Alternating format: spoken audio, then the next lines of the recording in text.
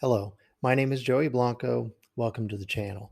Today we're going to be going over the basics of the VA home loan and why you should or shouldn't use one. So let's get right to it. Okay, so what do we need to know about the VA home loan? Well, first and foremost, the VA home loan does not require a down payment. Now, many of you probably look at this as a pro. Like, wow, I could show up and buy a home, no money down. Okay?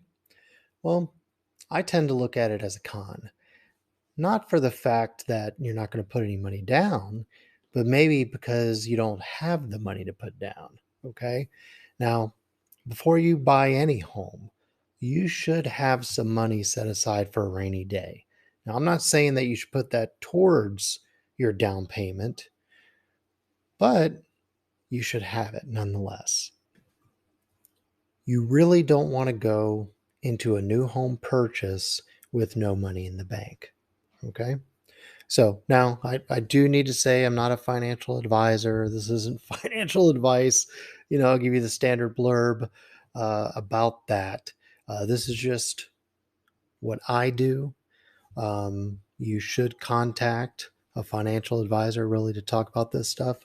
Uh, but again, this is just what I do, and this is what I've seen from my experience over the years of dealing with VA loans after serving 21 years in the Air Force. Okay, so let's get back to it.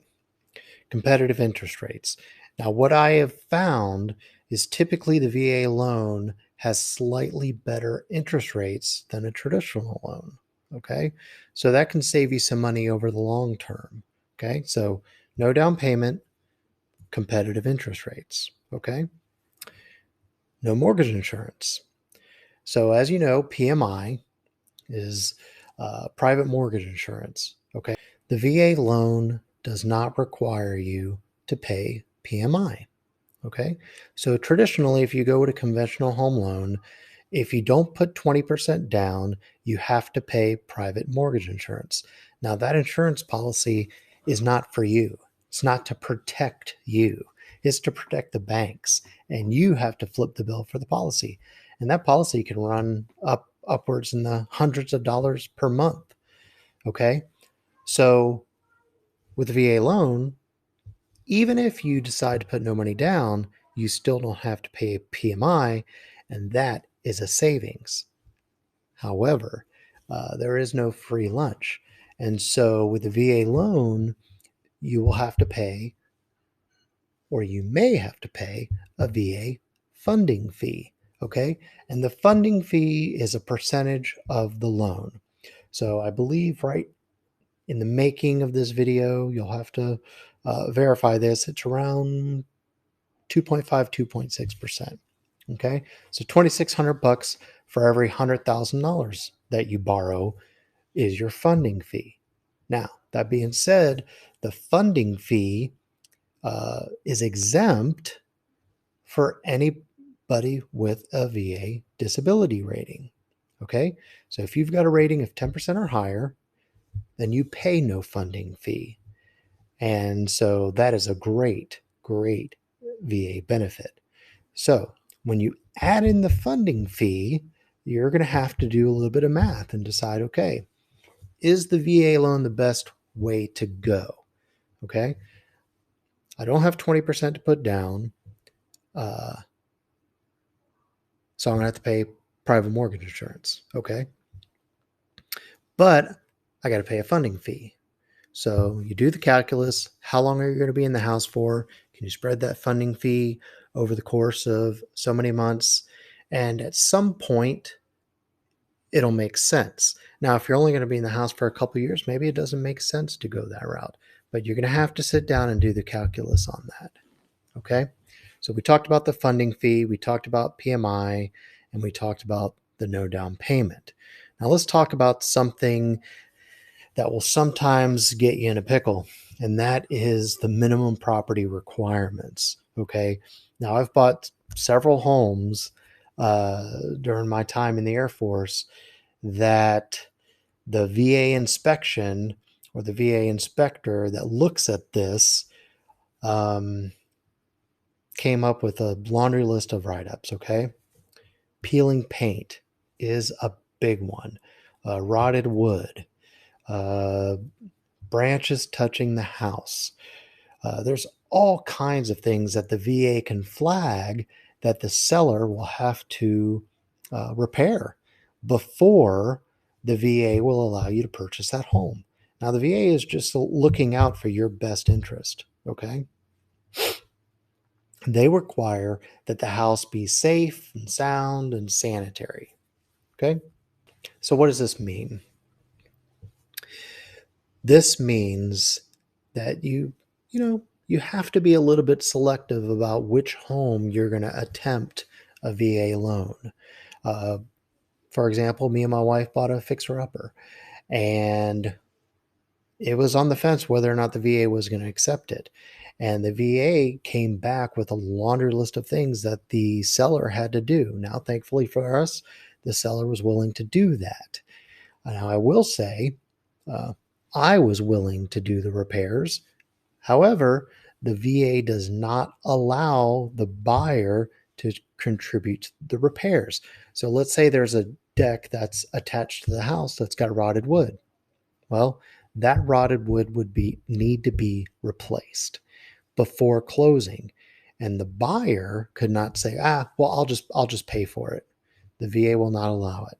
So the seller has to be willing to do those repairs in order for the VA loan to go through. Okay.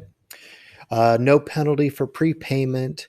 I don't know if that's a big pro or con. I mean, typically most loans these days don't have a penalty for prepayment. So I call that a wash. Assumable mortgage. Now, some people look at this as a pro. Okay.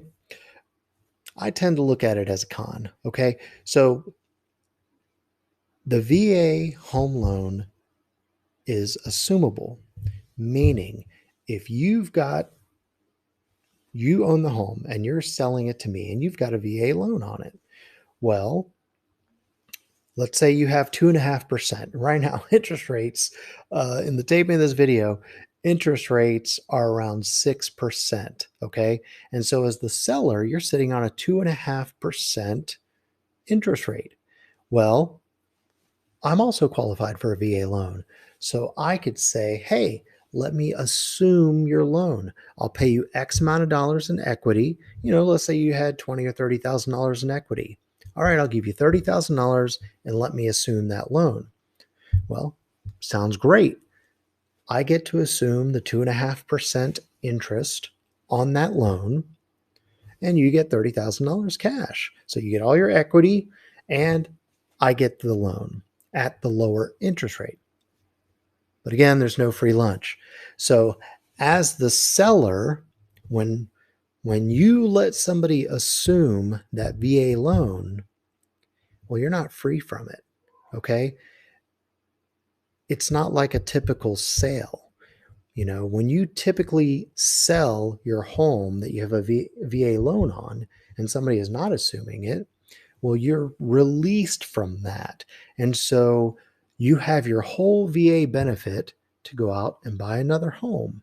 But when you let somebody assume your VA loan, that benefit's tied up. Now, you're not on a hook for payment for it, but that benefit is still being used, and it's being used by somebody else. So I don't think it's a good idea to let somebody assume your VA loan.